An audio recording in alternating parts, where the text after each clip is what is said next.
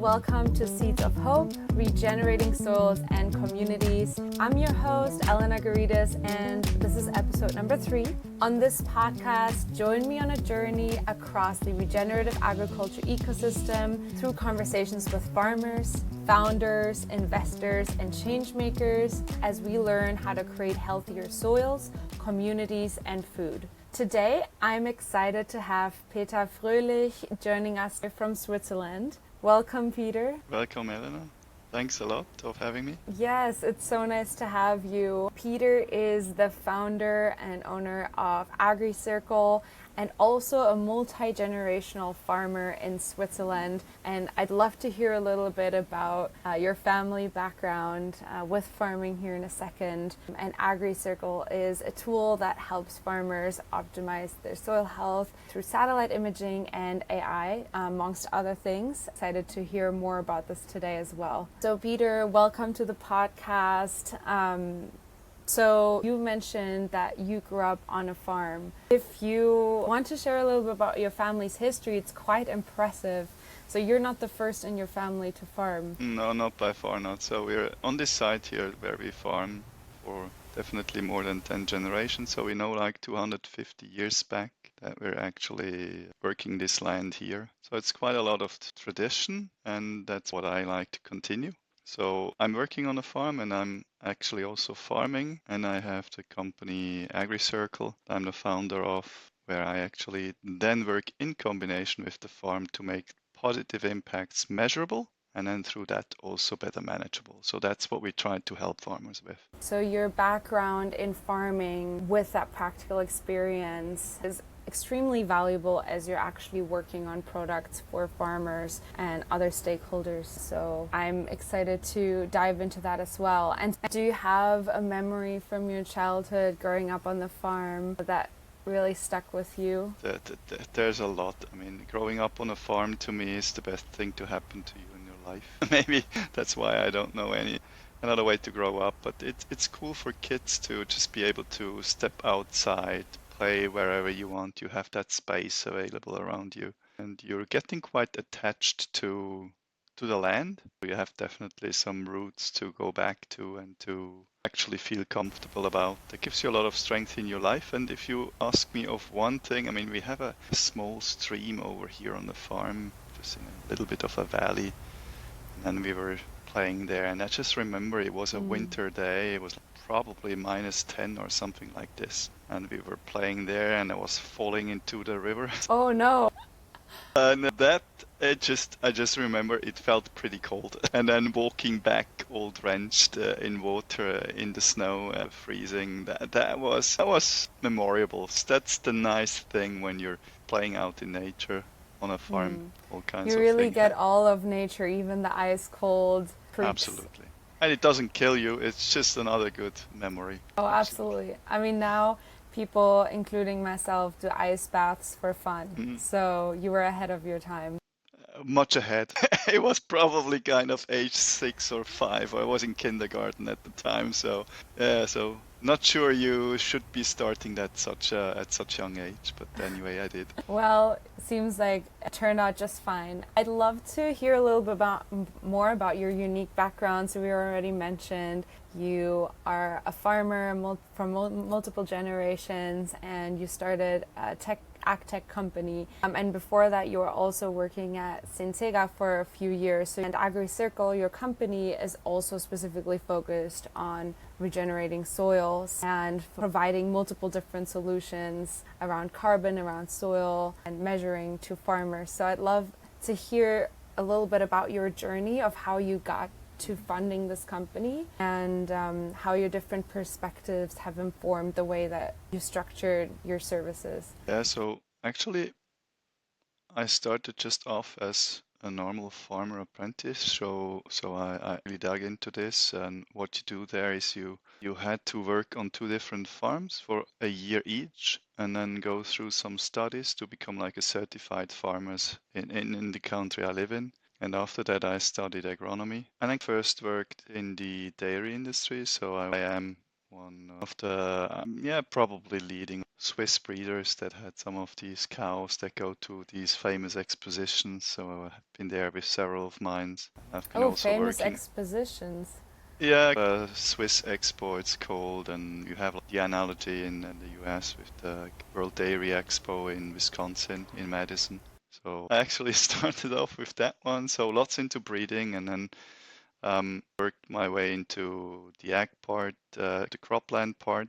I've been working at Syngenta, been in product development. I've been also looking into seeds there, and it's a great knowledge there when you know these products in detail, what they do, and potentially in some cases even knowing more than regulators know on the products. So that also gives you a different perspective on things. The thing I looked into was to try to improve the toolkits for farmers to make them more efficient and more sustainable, but also having nature and externalities more in the focus and being able to measure them based on outcomes. And that's what we do in Agricircle. And we have been starting off as a standard almost agtech company where you try to improve how seeds are applied, how fertilizers are applied. And I believe we found a better way to actually make use of remote sensing. And to get where we are, actually my whole journey has helped me a lot to have an in-depth understanding of how things are working, how they are interacting, how the On whole the system farm? works on the farm, yeah, and then relating that with the data you see.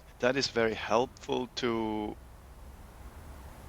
I call it to do a kind of a bullshit test if something we have been developing can work or if it's just some strange correlations or whatever. So it helps you a lot. And maybe even better when our farm is relatively small. It's only 30 hectares, which is above the average of a Swiss farm size. So it's still big, but it's a size that you know really almost every meter square. So I could tell you where there's rock below the soil and where the soil is, how heavy and how you can till it. So you can relate those things very quickly to what you see in the satellite data and then understand if that's actually something that could be or not. So you're ground truthing the data based on your intimate knowledge with your own farm as one example. It's the first start.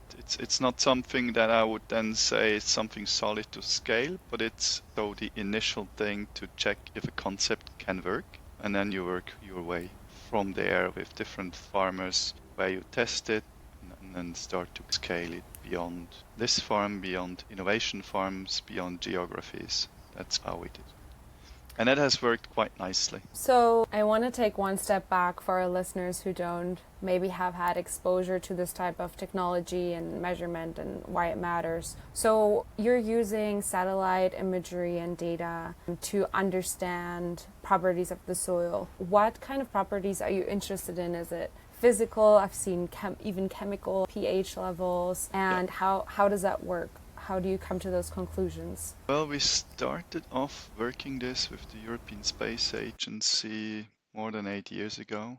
So the idea was to make more sense of soil patterns with their newest satellite, which is the Sentinel-1, which is a radar satellite, and Sentinel-2, which is an optical, so more of a camera satellite.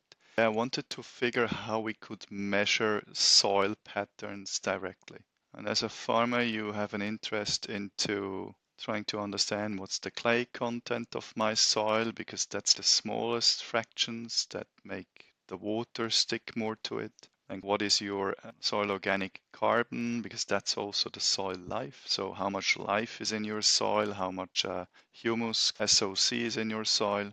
And then all the chemical properties also, I mean, they're also important because it's the minerals that we finally eat and then somehow need to bring back to the field. So we're talking pH to make it work. Think of, I mean, the soil is something very similar to your stomach. And what is good and should be managed within your stomach is what you should be managing also in a soil. So there should be a good microbiome. There should be a good pH. There should be the minerals present that you need to actually thrive as a person or the soil as a medium. So there's a lot of similarities. We meanwhile know even that there's a lot of correlation between the microbiome of the soil and actually our microbiome in our guts based on what we eat and where we eat from and so on. And then we try to really make sense of these different patterns. So first we try to just create clusters of homogeneous zones with different properties. And then we did a lot of grid sampling. So you do a grid over the field and then you measure each grid cell. And we learned from that actually each soil pattern is differently distributed. So we came up with a completely different process to be able to address that. And that's still pretty unique. It's published, it's peer reviewed, so it's scientifically based. And that's it's a part of our product actually. Interesting. So based on what you see, what patterns and you see and clusters you can make from the satellite imagery, and then you compare it to soil sampling data that you take on the ground. Exactly. So we And you calibrate build an AI. correlations. Exactly. So how it works is with the satellite guides you for the sampling through the spectra, so through all the differences you see of the last 6-7 years. And then you decide where to sample, and that goes in the lab and you get results. On the other hand, we have an AI that has lots of ground truths in it. It has topography in it, climate, some other base data. And we then have different AIs and we try to calibrate then. So first we select the best one that's coming up with the closest values, and then even calibrate that one with what has been measured. And then we come up with a result per every 10 by 10 meter. So that's a very small areas. Usually it's something like 2 rooms. We can tell you what actually is present there in the soil. And it's highly valuable to farmers because then for the first time they do not only see zones with one value, but really how nature is dynamically and very heterogeneously distributing all the different patterns across your land. Yeah, that's very interesting and impressive how detailed it can get into small spaces. As a farmer yourself, have you tried these solutions on your own land? What have you found? How have you found them to be helpful to you, and how you're also transitioning your farm? How it has helped is really create the understanding about the soil I work. And not only, and even me, I mean, you don't see a distribution of a pH when you walk the land. You don't see a distribution of nutrients that are present, so all the minerals that are there. You don't see even the distribution of SOC in the soil directly, because that's also linked to how heavy your soil is, so the bulk density. So what is the weight of the soil per volume? It's not only percentage gains. So it's not only the darkness of the soil and so on, it's really more into it. And that is just eye-opening because you start to understand what you work on a different level. And I mean, we then also started to understand that maybe with remote sensing, you could start to more of compare instead of trying to model. So what we did also was to start comparing single fields with all fields of the farm with a larger region that we auto-create. And going through these comparisons is very, very helpful. First of all, it's how farmers have done that for centuries. And even good ag consultants, you compare, you find the delta, so the good field, the bad field, you learn from what has happened, and then you apply that knowledge to the field in front of you, where you need to kind of put some magic in place to make things grow the best. And I think that's what our data background helps you to do best. So it has helped me massively to transform my farm onto a different level. So when you get the data and you understand more deeply what ground you're working with, how do you then map that to certain practices that you as a farmer might need to do in order to get the desired soil composition? So in my case, it's the most important thing is that you adapt the liming to the different areas because that's influencing pH, and pH is largely influencing nutrient availability. It's also that you manage especially phosphorus and also some micronutrients in different ways. And what helped me is to then make the connect in what I find in leaves. So you go there, you see what's in the soil, and then you do measures in the leaves and you try to see the correlations and what you actually have to fix. Do you have to fertilize it via ground, or do you have to interact with minerals at plant level? It then helps you to actually see some connections. Also, okay, when I work this soil here, something seems to be wrong with plant growth. So bulk density is way too high, so maybe there's in general some compaction in the soil. That's when you need to help with tillage. So tillage can be a good thing when applied in the right dose to the right place to actually help plants to root deeper, to root better. And yeah, it pretty much helps you at all steps afterwards. How should I better or best distribute the organic material, so manure and slurry I have from my animals, to the land? That's a next thing we look into. And then even some applications of seeds and fertilizers where you start to tailor that a bit more specifically. But that is like almost the last step. But we see many farmers starting with this one, and we believe that's a mistake. You should start doing it in a more holistic way and trying to understand the entire system to then really act on what's to be fixed first. And when farmers do that, what we see is 10 times more impact in the same time towards regeneration. And that's really massive. That's massive. So it is quite different compared to what the standard so-called precision farming approach is, but actually more powerful. Yeah. Yeah, that's quite interesting. From the conversations I've had, I've heard a lot of different perspectives on the approach to transitioning your farm to regenerative, and been in a lot of conversation also with the corporate side of things. And we've talked before, and you mentioned that there's sometimes this tension between the office people telling farmers how to do their jobs, different farmers do their jobs different from each other's. And so I'm curious between those dynamics, especially from your perspective, being both a farmer but also having been at Syngenta and now your own business. So what has been your experience with those dynamics? I mean, there's some science on complex system theories, and it all comes to the same conclusion, and that's that complex systems are tough to address with top-down approaches. So doing the right thing in a given context is utterly hard when you try to address it top-down. And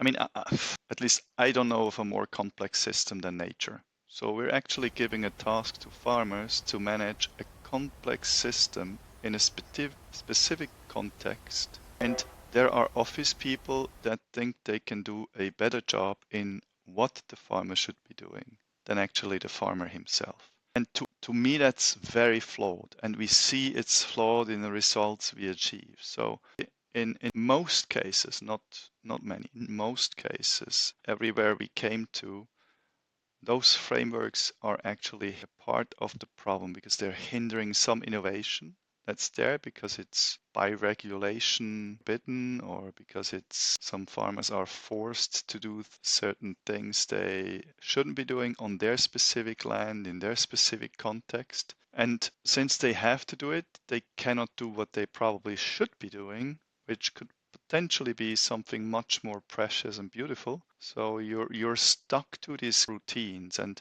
we're still in this approach where we try to simplify everything. Make it simple so that you can manage it. And to me, that's the most problematic thing about our approach to farming today overall. We try to make it very, very simple, straightforward, and instead of working with life, working with biology, working with nature, we try to bring in a very simple recipe through chemistry, through fertilizers and nutrients we get from the air artificially, to make it simple so that you have your simple playbook for the year and just are able to tick mark one after another. But that's not how nature works. And so it all to me is a very flawed system with a lot of top-down pressure. And I compare it with us as humans, top down versus bottom up, to give you a flavor of this. So think of, you have a problem with moving and sleeping, and you see the doctor, and the doctor tells you, hey, Elena, so from tomorrow you start jogging, and then you start wearing a blindfold at night, and it's all going to be fine. And we track you. If you behave nicely and well, Elena, we actually give you a cut on your health insurance, and you're all going to be fine. And then it's like, great, you do it, because first it's voluntary, so you start with it. And then suddenly that money that you get, that cut on it, you are dependent on it. And now you need it. That's the top-down approach. But now it's just the case that you, Elena, you hate jogging, and when you read a book for 15 minutes, you sleep.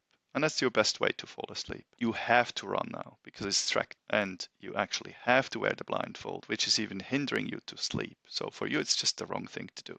And that's how we currently treat farmers. But you could treat them the other way. Why not to check the outcomes of this, what they're doing? So why not to check your body vitality parameters? So your endurance or your sleeping pattern, you can monitor them with new technology. And that's exactly what we're doing. We're monitoring those outcomes, and that's then the target given to the farmer. You need to actually get it done. Because what you're doing now, you're sleeping even worse because you cannot read that book. So it's actually bad for the entire outcome. And we're trying to revert that, not to a free flow, bottom up movement, but to a process that's guided through outcomes that you measure.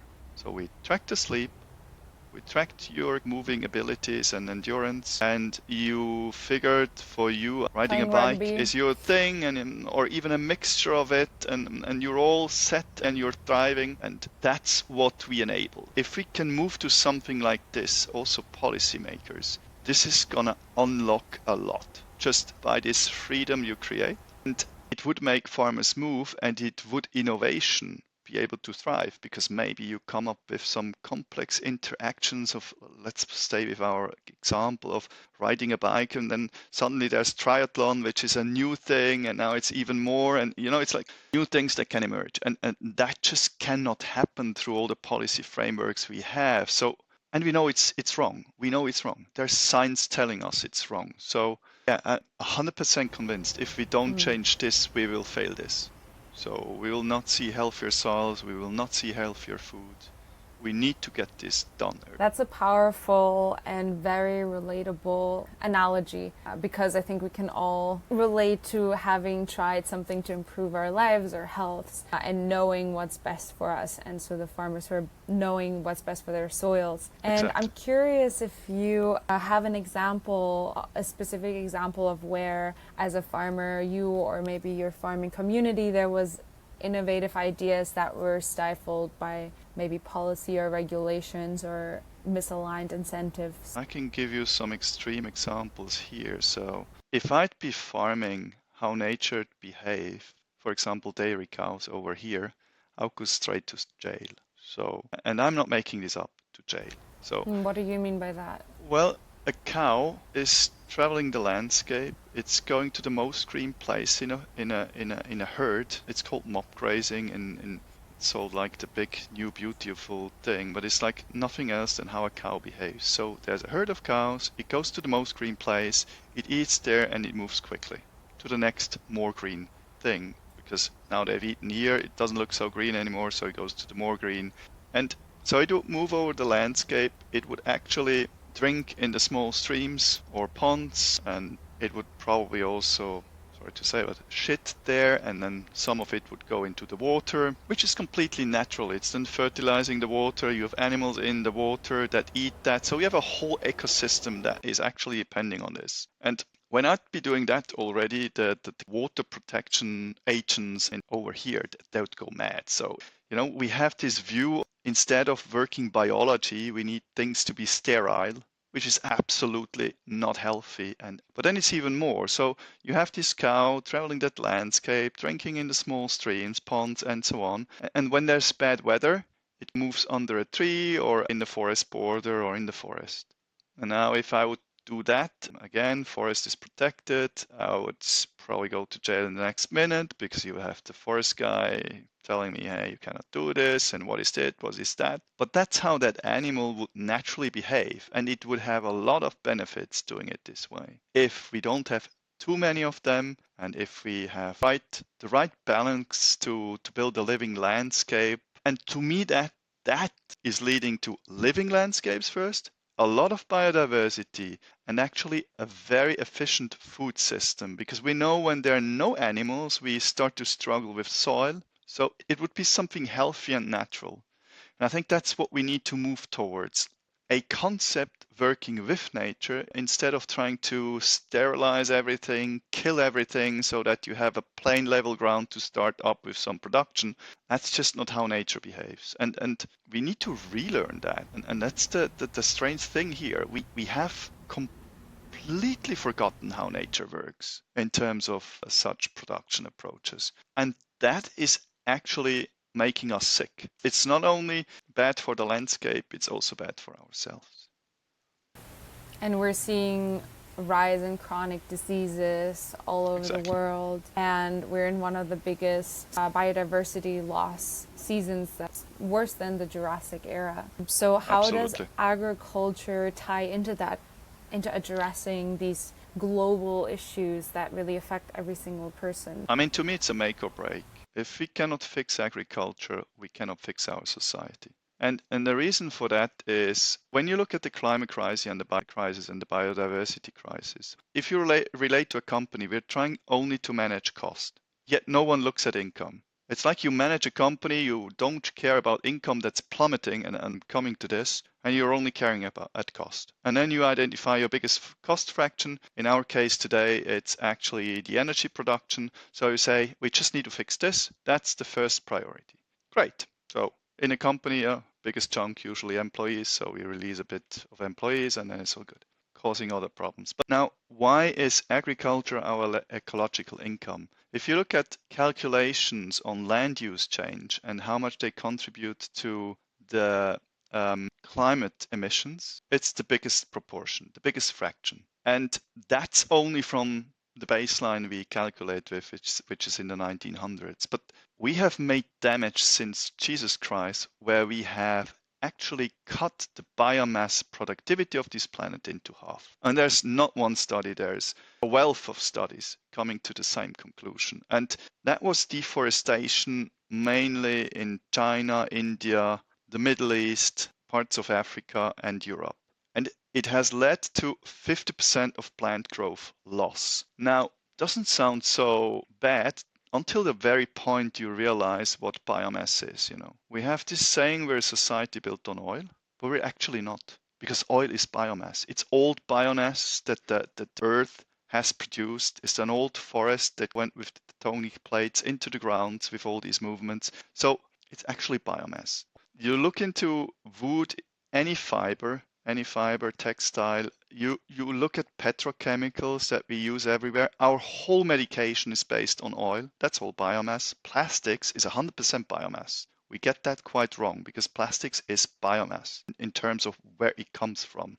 We modify it, but it's biomass. And then it goes into food, us, everything. So when you take away biomass, you cannot work steel or let's say rock to get iron out of it or concrete. Impossible. So we're actually sitting there with nothing.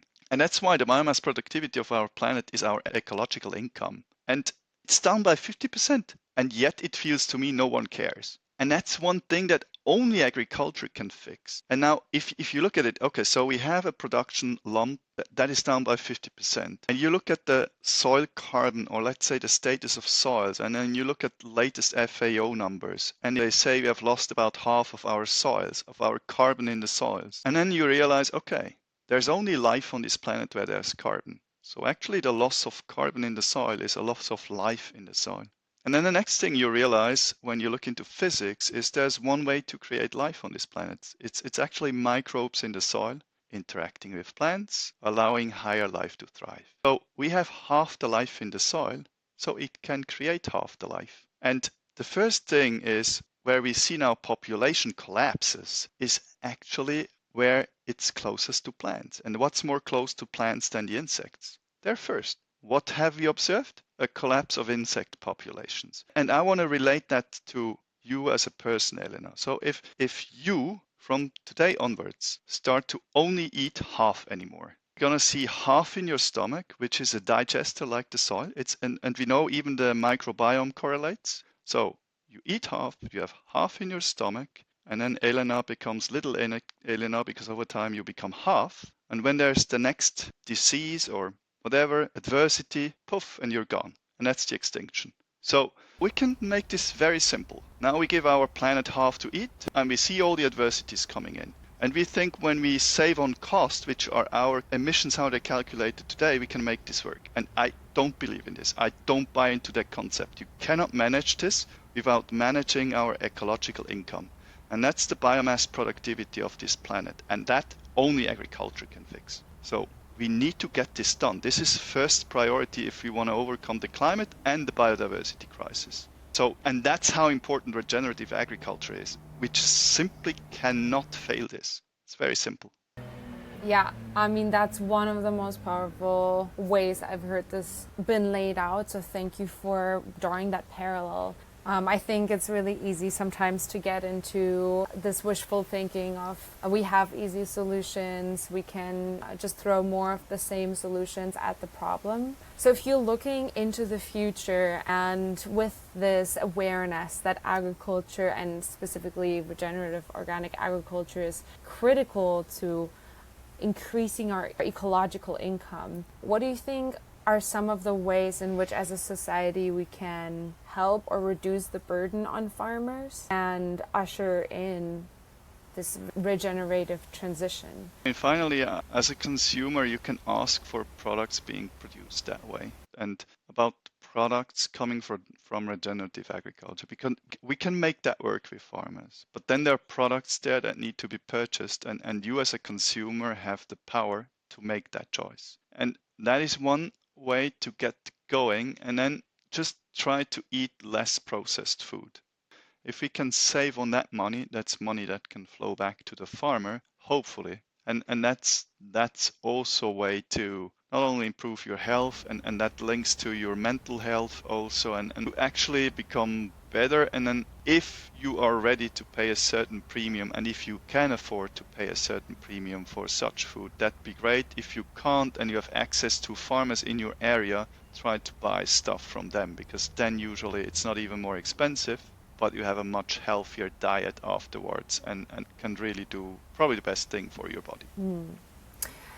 And from your perspective in your farming community, so you have a very clear picture of what you think is the most important thing that we need to do as a society. Do other farmers in your communities feel the same way? What is the culture on the farming side? I mean, I think this is also interesting both to understand because it sounds like the farmers are the ones empowered to make this important transition, but also companies or government who work with the farmers need to know this too. I mean, what I can tell is over here in Europe, and now I need to relate a bit to the European environment because that's where I'm sitting. So lots is driven by policy, and farmers' attention is a lot into policy instead of getting their job done in the field and in the barn. And actually, that policy is not even improving things because it's in many cases just something they want to get out of the way. You're just trying to get it out of the way the quickest possible and the cheapest possible and the easiest possible. It's not actually improving. And we need innovation, but innovation is also always a risk. A risk you can usually then relate to money because there needs to be this risk and return ratio. So if you take more risk, you need more return. Now, farmers don't get more return right now.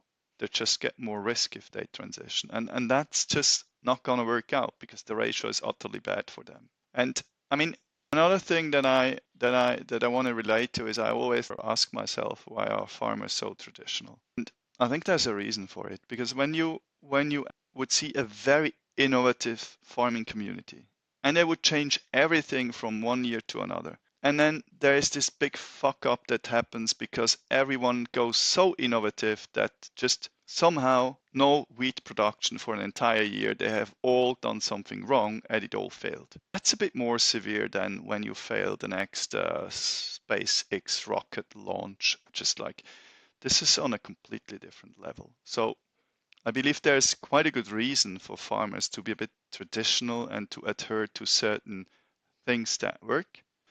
And I fully understand it.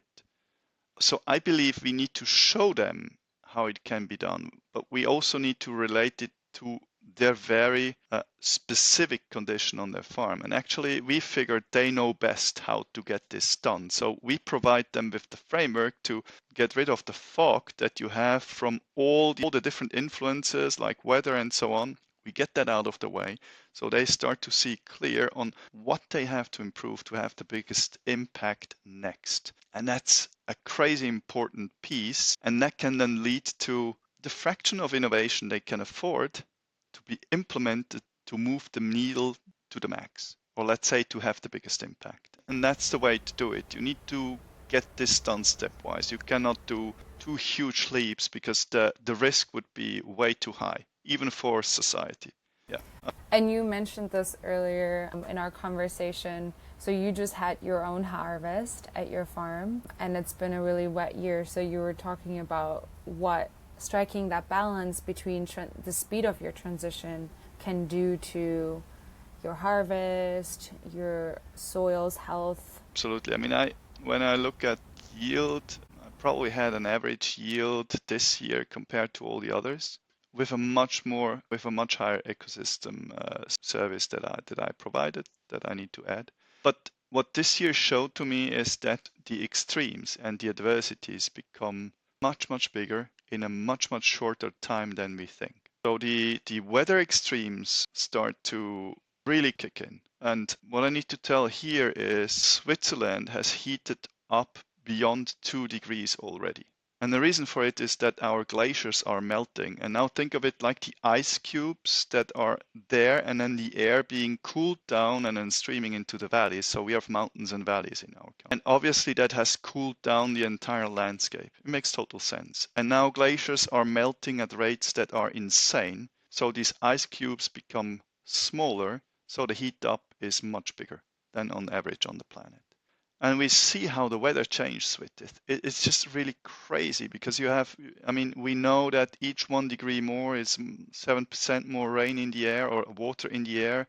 That leads then to much higher rain events. And then you have in autumn, when it's getting cold, you have all the fallout of that water. It's all kicking in with stronger winds, with all that comes when you have more water and more energy in the air, which is physics. 1 degree more, you can look up the numbers. There's no rocket science here. There's no conspiracy theory. Just look at the physics. And I think that Switzerland is just one example where you have such effects that have not been in all these climate modelings.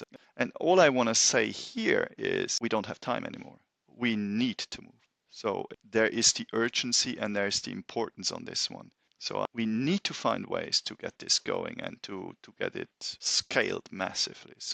And that's what we're trying to figure. I think we have some ideas how that can work, but there's a lot of work ahead of us. Yeah. So as we come closer to the end of our episode, I have one more question for you. Mm-hmm. So based on our discussion, what advice would you give to farmers who are transitioning or looking into transitioning to more regenerative practices, or even just become more resilient to these drastic weather changes? Work on your soil. Soil health is the core thing to do.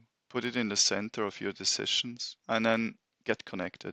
There's enough people out there that are doing it. It's not that it's rocket science. The methods are out there. You can get connected to people that do it and learn about it and start implementing step by step. Don't think of this as a radical change. Think of it as a step-by-step improvement every year. And the earlier you start, the better off you are going to be on your farm. Thank you. You did touch on one thing that is just too hard to ignore. You said we need scalable solutions and we need them now, and that you have some ideas of what that could look like. Is there anything you could share about what you think that could look like? Well, yes, I can. I mean, there is one thing which is our framework that could make things work bottom up, but with the right challenge for farmers to move into the right direction.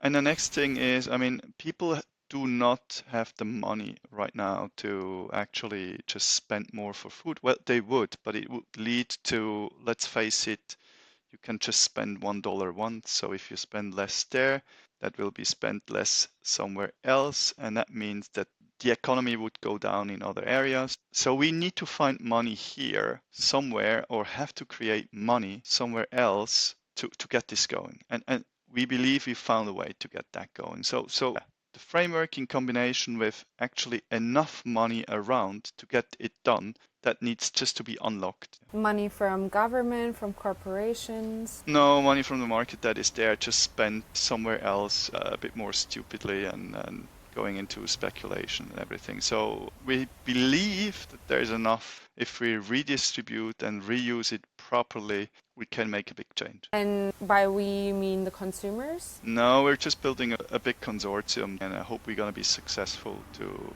Because I believe one thing is important. This is not a one-man show here. We're talking about retooling and scaling and reworking the way we farm our land, the way we structure more than 30% of our planet. So this is what we're talking about. That's a lot of people that need to come together to make it happen. And so I believe getting together in that consortium, which and not includes just farmers, also the people around the farmer that are in support function, and so it's involving banks, input suppliers, the policymakers, labels, the certifiers. It's involving everything. So we need to work this together. And just to circle back, a chance to get the most important thing done that our society needs to crack to be able to thrive, not just for the next 200 years, but beyond. Wow. So to summarize, focusing on a bottom-up approach that puts the farmer at the center and focuses on outcomes. Absolutely. And finding a way through collaboration to fund that risk that exactly. the farmers are taking on, and by extension, our society. Exactly. Amazing. Well, this is an amazing note to end on. Is there anything else, Peter, you'd like to share with our listeners today before we close? Thanks a lot to you, Eleanor. Thanks for having me, and great to be here. And I hope this is just the start of a great thing with Seeds of Hope, because we need to get the word out. Yes. Thank you so much for being here, sharing your perspective. It's incredibly inspiring to hear, but also very motivating. I think we need bravery, we need collaboration, and we need people like you sharing your story and your perspective.